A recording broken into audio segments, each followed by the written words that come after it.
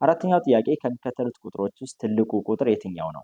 ሀ 7/10 ይላል። 7/10 ለ0.95 0.95 ወደ እንትን ስንቀይር ወደ አስርዮሽ ቀይሯቸው ሁሉንም 7/10 ማለት 0.9 ነው።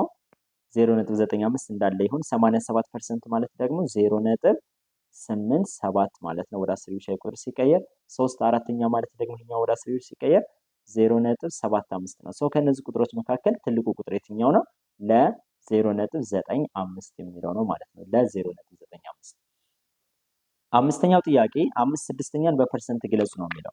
5/6ኛን ይህን ወደ ፐርሰንት ለመቀየር ወይም በፐርሰንት ለመግለጽ ሲባዛ በ100% ነው የምታደርጉት። ስለዚህ ይሄ ማለት እዚህ ጋር ኦቨር 1 አለ። ይህንን ማቃለል ትችላላችሁ። ለምሳሌ በ2 3 በ2 ስንት ነው?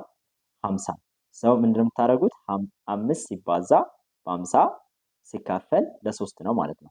5 ሲባዛ በ5 25 250 ሲካፈል ለ3 250 ሲካፈል ለ3 75%። ስለዚህ 75% ነው ማለት ነው። 5/6 6/8 ወደ ፐርሰንት ሲቀየር 75% ይሆናል ማለት ነው።